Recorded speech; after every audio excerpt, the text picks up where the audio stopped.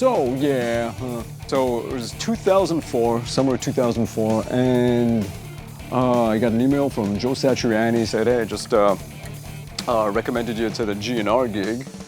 So if someone reaches out, just so you know they're not yanking you, and it's legit." So all right. And then a few hours later, one of the guys in the band sent me a funny email, and so yeah, so I wrote him back and we just started chatting and started talking to the manager, started talking to Karam, the producer that did Chinese, and yeah, we just started making plans, and that went on, the planning stage went on for a while, then there was a lull, and then they had a tour going in early 2006, and we picked it up, and they were in New York City jamming, and I just came down and we just jammed to 3 old songs. I was like, cool, let's do it again tomorrow night. And did another 3 songs and did that for 2 weeks or so.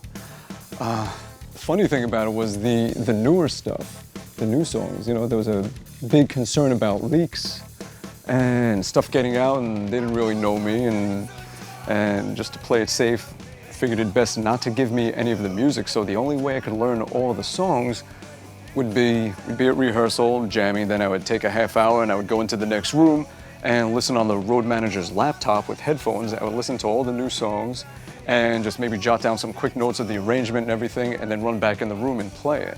And that's how I did it, like even on tour. That's how, the only thing I had to go by was just the memory of listening to it on headphones on a laptop and trying to nail everything just from that.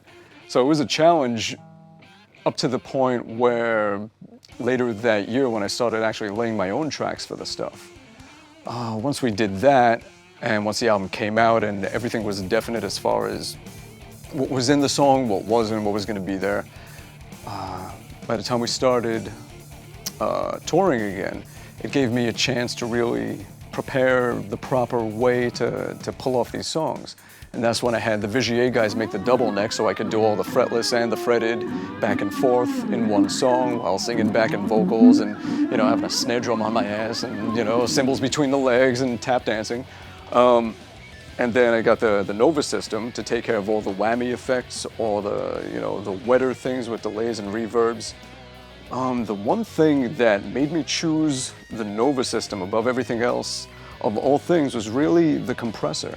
It was the fact that the compressor has such a quick response and a fast release to it if you want it. It's great for guitar because you don't want to hit a note with hard dynamics and then have everything after it sort of disappear and then slowly come back because it's a very slow release. You want something that's immediately going to snap back and grab the next note however you want it to be grabbed.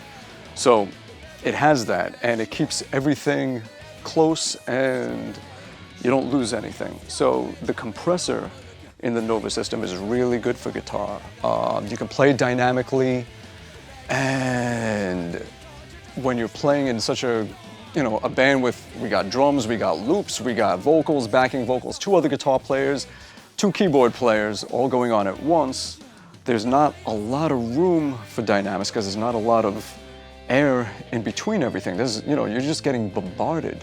So you need something where you can play dynamically, but it'll keep everything up close where you won't lose anything in the mix of everything going on. And it's perfect for that. So with GNR, when I'm playing live, I have an Engel Invader head, I have a Nova through the back end along with a little wah pedal, going to a bunch of Celestians, mic'd up, going to front of house, and that's it. Simple as that.